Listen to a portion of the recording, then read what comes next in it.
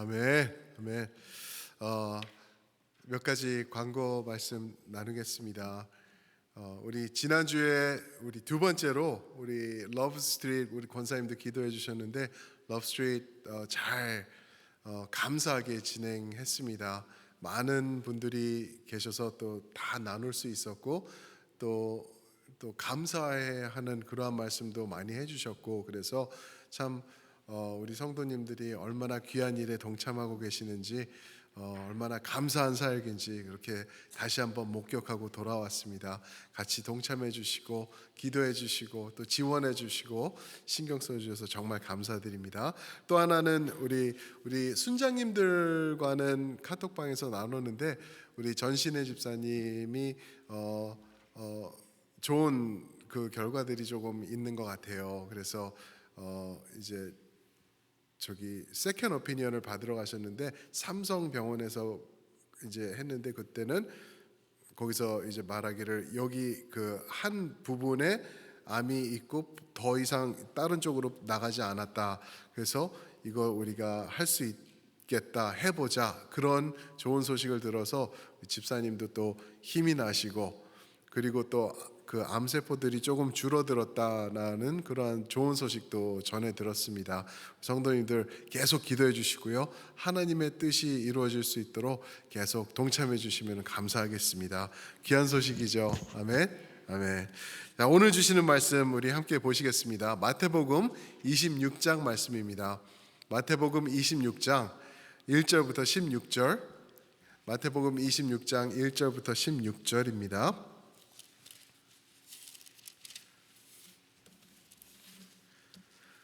찾으셔서 저와 한 절씩 교독하시고 16절은 합독하시겠습니다. 제가 먼저 26장 1절 봉독해 드립니다. 예수께서 이 말씀을 다 마치시고 제자들에게 이르시되 너희는 있는 바와 같이 이틀이 지나면 유월절이라 인자가 십자가에 못 박기 위하여 빌리리라 하시니라. 그때 대제사장들과 백성의 장로들이 가야바라 하는 대제사장의 관정에 모여 예수를 흉계로 잡아 죽이려고 의논하되 말하기를 밀란이 날까 하노니 명절에는 하지 말자 하더라. 예수께서 베다니 나병 환자 시몬의 집에 계실 때 한 여자가 매우 귀한 향유 한 옥합을 가지고 나와서 식사하시는 예수의 머리에 부으니 제자들이 보고 분개하여 이르되 무슨 의도로 이것을 허비하느냐 이것을 비싼 값에 팔아 가난한 자들에게 줄 수 있었겠도다 하거늘 예수께서 아시고 그들에게 이르시되 너희가 어찌하여 이 여자를 괴롭게 하느냐 그가 내게 좋은 일을 하였느니라. 가난한 자들은 항상 너희와 함께 있거니와 나는 항상 함께 있지 아니하리라. 이 여자가 내 몸에 이 향유를 부은 것은 내 장례를 위하여 함이니라. 내가 진실로 너에게 이르노니 온 천하에 어디서든지 이 복음이 전파되는 곳에서는 이 여자가 행한 일도 말하여 그를 기억하리라 하시니라. 그때 12 중에 하나인 가룟 유다라 하는 자가 대제사장들에게 가서 말하되 내가 예수를 너희에게 넘겨주리니 얼마나 주려느냐 하니 그들이 은 30을 달아주거늘 그가 그때부터 예수를 넘겨줄 기회를 찾더라. 아멘. 오늘 말씀을 가지고 십자가 앞의 헌신과 배신, 십자가 앞의 헌신과 배신이라는 제목을 만들어 봤습니다. 성도의 신앙의 핵심은 예수 그리스도의 십자가인 것을 저희가 잘 압니다. 예수님의 십자가는 너무 중요하기 때문에 창세기 때부터 구약을 싹 지나오면서 계속 십자가가 그 예표되고 있는 것을 우리가 접하곤 하죠.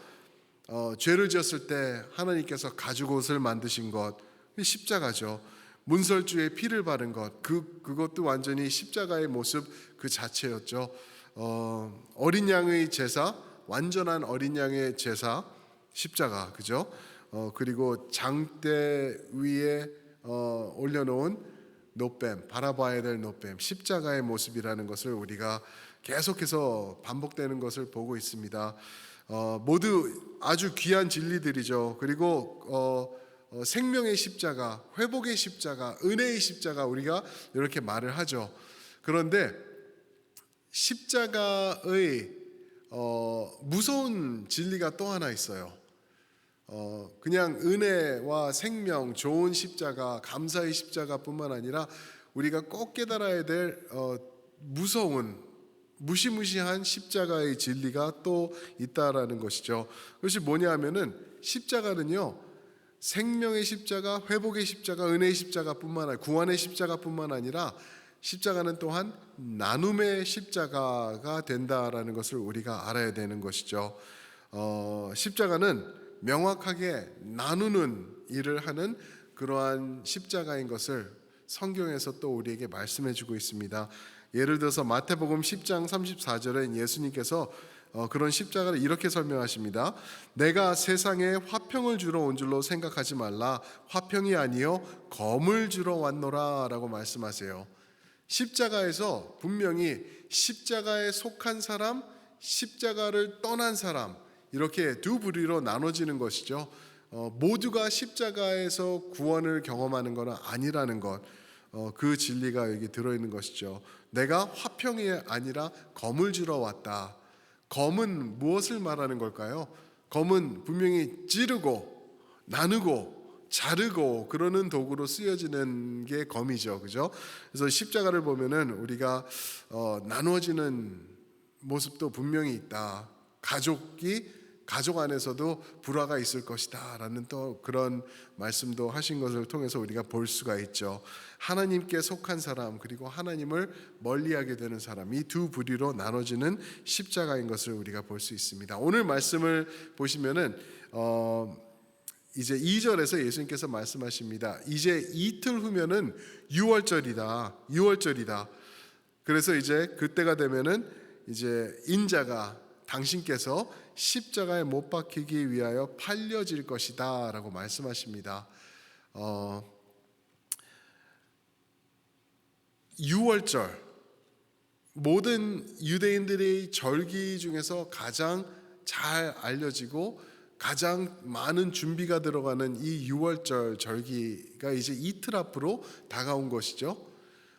그러면은 이 이틀 앞으로 온 6월절을 준비하기 위해서 유대인들은 분명히 하는 것들이 있었을 거예요, 그죠? 그냥 내일이 6월절이다, 그냥 6월절 맞이하자 이게 아니라 뭔가 못해도 일주일 한 달 전부터는 6월절을 지키기 위해서 많은 준비 일들이 있었을 거예요. 많은 사람들이 먼 곳에서 모여들고, 그죠? 사람들이 많아지고 그러는 가운데 또 집 안에서도 어떻게 해야 되는지 그런 내용들이 또 성경에 나와 있는데, 출애굽기 12장에 보시면은 집 안에서 혹시나 떨어져 있을 수 있는 누룩들을 청소를 해요. 그래서 없이 해야 돼요. 그래서 모든 누룩들, 요즘도 이 유대인들은 이 절기를 지키는 오르토독스 유대인들은 소파 밑을 찾으면서 빵 가루나 빵 부스러기 이런 것들을 다 청소를 한다고 그래요. 그렇듯이 이제 이틀 후에 올 6월절을 준비하는 기간이 바로 지금이었던 거죠. 엄청나게 지금 코앞으로 다가온 거죠. 그래서 다들 발에 불똥이 떨어지듯이 집을 청소를 하고 내 자신을 살피면서 돌아보는 이러한 중요한 때였죠. 그런데 이런 때 이 유대인들의 주지의 역할을 하던 대제사장들은 무엇을 하고 있었다고 말하나요?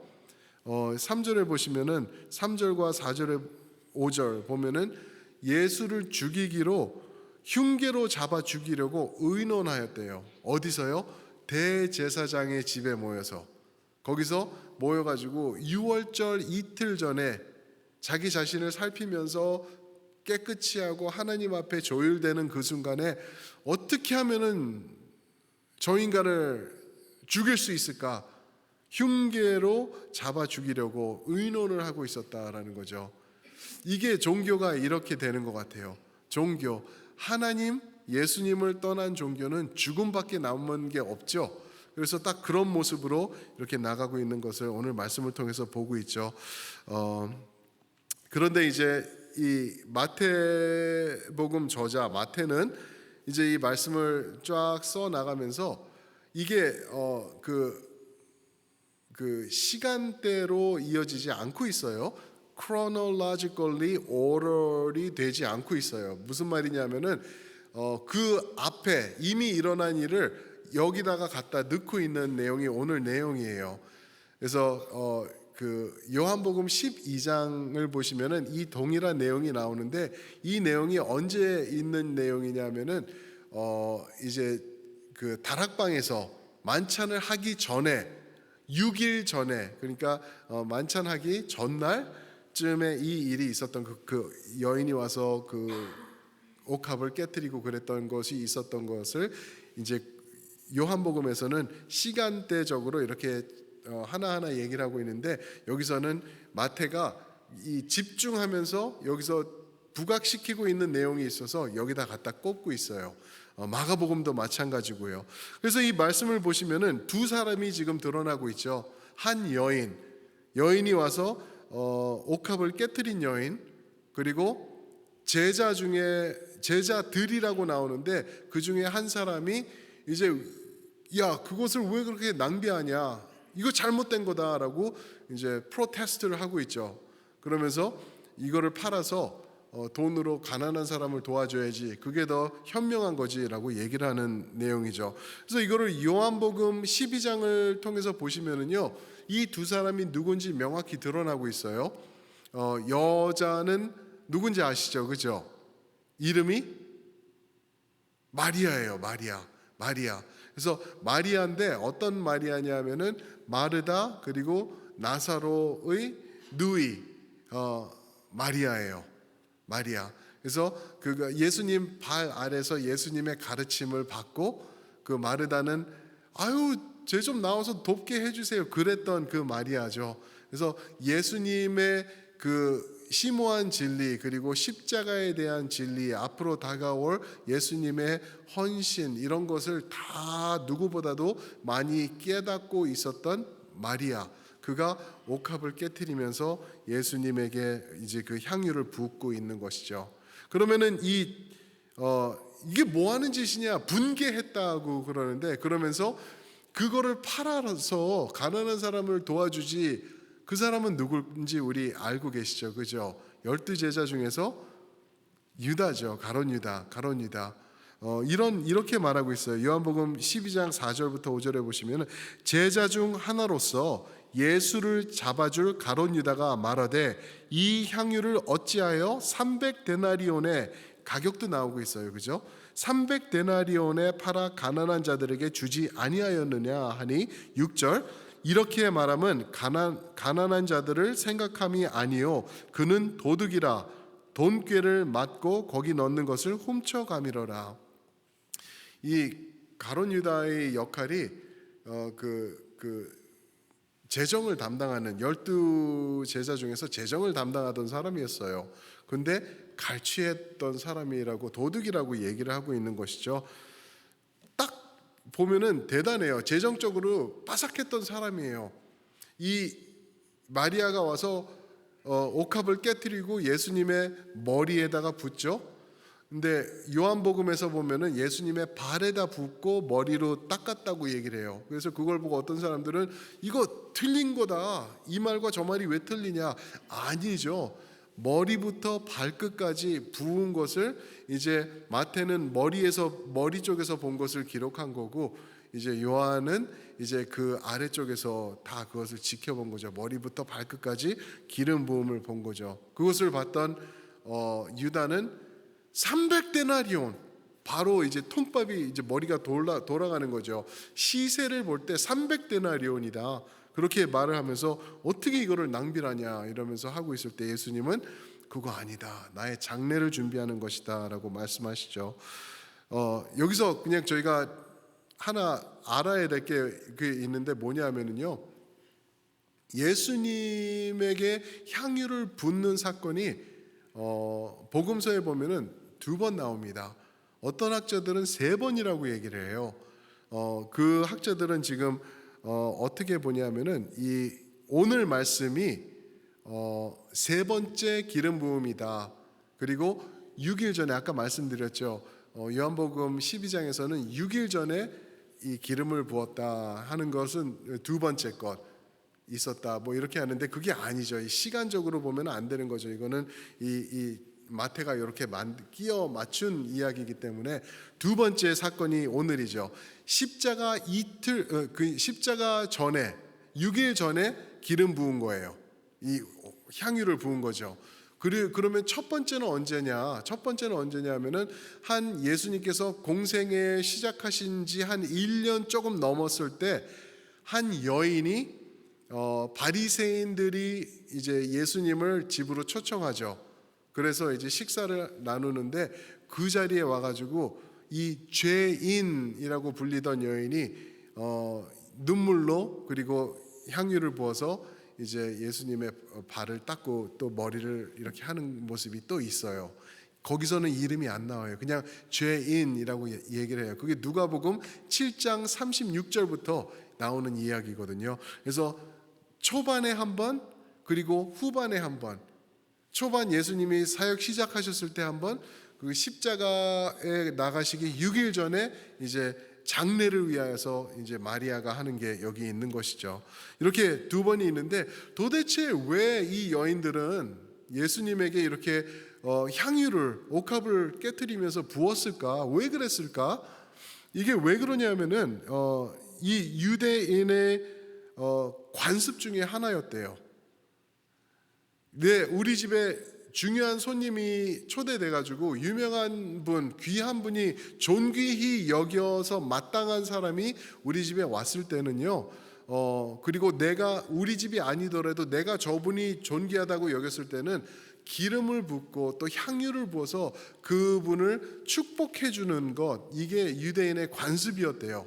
그래서 이거는 아무도 말리지 않는 중요한 일들 중에 하나였다고 얘기를 해요. 근데 이런 내용이 또 어디서 있냐면은 시편 23편, 그죠? 유명한 시편이죠. 거기서 5절에서 어떻게 말씀하시죠? 주께서 내 원수의 목전에서 내게 상을 차려 주시고 기름을 내 머리에 부으셨으니 내 잔이 어떻게 된다고요? 넘치나이다. 주께서 나에게 상을 차려주시고, 지금 예수님이 식사하시는 것처럼 상을 차려주시고 원수의 앞에서 먹게 하시고, 또 주님께서 나를 존귀히 여겨주셔서 내 머리에 기름을 부어주시니 만족합니다. 더 이상 필요한 게 없습니다. 내 잔이 넘치나이다 라고 얘기를 하고 있는 것이죠. 이렇듯 아주 유명한 아주 좋은 예로 상대방이 나를 존귀하게 여겨주는구나 하는 귀한 그림이 이 향유를 부어주는 것에 들어있다고 합니다. 그래서 이제 이 유다가 정확히 얘기를 하고 가격을 매기고 있죠. 어찌하여 이 비싼 것을 300데나리온을 해가지고 나눠주지 않고 300데나리온이 이제 자기 소유의 자기가 이제 관리하는 거에 들어오면 거기서 딱 자기가 띄어 먹을 것, 자기가 훔칠 것이 여기 충분히 있는데 그냥 낭비되는 것을 눈앞에서 보고 화가 난 거죠. 300데나리온. 한 데나리온이 하루 품삯이래요. 그러니까 300데나리온이면 1년치 될 만한 큰 돈이었던 거죠. 그런 큰 돈. 반면에 이 유다가 예수님을 넘겨주면서 받은 돈은 오늘 얼마나 그러죠? 15절에 보니까 은 30개래요. 300데나리온, 큰 돈이죠. 은 30, 이거는 그리 크지 않은 거래요. 은 30이 성경에 어디 나오나 또 찾아보니까 스가랴 11장 12절에는 이렇게 될 것을 예언하신 말씀이 있고요. 출애굽기 21장 32절에 가니까 거기서는 어떤 말씀이 있냐면은 만약에 소가 저 다른 사람의 종을 머리로 들이받아서 그 종이 죽게 된다. 그러면은 소 주인은 그 죽은 종 값으로 은 30세겔을 받을 자격이 된다 그랬어요. 은 30세겔. 그러니까 만약에 그 종이 죽으면은, 노예가 죽으면은 그냥 은 30세겔 던져주면은 그냥 또이 되는 거예요. 은 30세겔 많은 돈이 아니에요. 그냥 노예는 그때 죽을 수도 있고 없어도 되고 병들면은 갖다 버리고 이러는 소유물이었거든요. 그것을 대신해서 주는 은 30세겔이다. 그거를 누구를 팔아 넘기면서 받았다고요? 예수님을 넘겨주면서 유다가 챙긴 돈이 은 30세겔이에요. 예수님을 죽은 노예 취급하듯이 넘겨버린 모습이 여기 드러나고 있는 거죠. 그래서 지금 보이시죠? 한 여인은 엄청난 헌신으로 십자가 앞에서 헌신하면서 자기 생명 같은 것을, 보물 같은 것을 주님께 헌신하고 있어요. 향유 옥합을. 반면에 배신하는 유다는 십자가 앞에서 은 30세겔로 예수님을 죽은 노예 취급하고 있는 그러한 모습으로 드러나고 있는 것이죠. 사랑하는 성도 여러분, 이게 말이 될 수 있을까요? 이때부터 유다는 돌아서 가지고 예수님을 넘겨버리고 어떻게 하면은 넘겨버릴까, 약속을 지킬까, 제사장들에게 돈을 받았으니 넘겨야지, 이 궁리를 하고 있었던 것이죠. 여기서 우리가 기억해야 되는 것은 십자가는요, 둘 중에 하나를 우리에게 선택하라고 외치고 있는 거라는 거죠. 십자가가 우리에게 외치고 있는 것은 헌신하든지 배신하든지 둘 중에 하나라는 거예요. 사랑하는 성도 여러분, 너무 무섭죠? 정말 무서워요.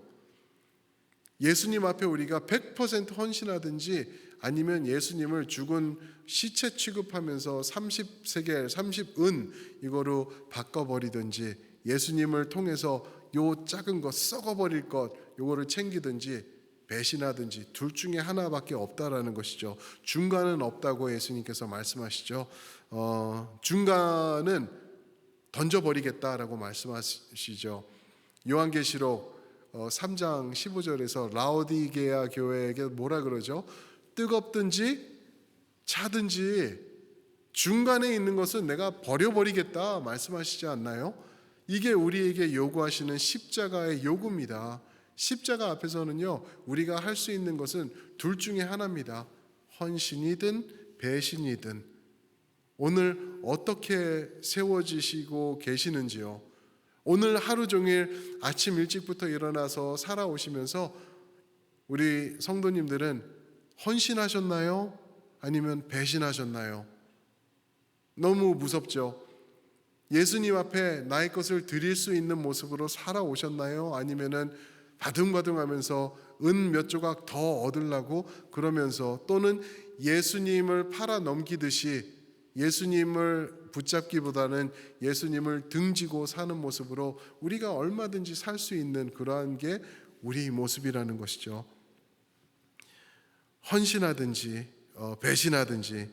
배신의 모습은 뭘까 찾아보니까 유명한 말씀이 있죠. 디모데후서 3장에 보시면은 1절부터 한 3절 4절까지 보시면은 때가 되면은 사람들이 자기를 사랑하며 돈을 사랑하며 자랑하며 교만하며 비방하며 부모를 거역하며 감사하지 아니하며 거룩하지 아니하며 무정하며 원통함을 풀지 아니하며 모함하며 절제하지 못하며 사나우며 선한 것을 좋아하지 아니하며 배신하며 조급하며 자만하며 쾌락을 사랑하기를 하나님 사랑하는 것보다 더 좋아하며 경건의 모양은 있으나 경건의 능력은 부인하니.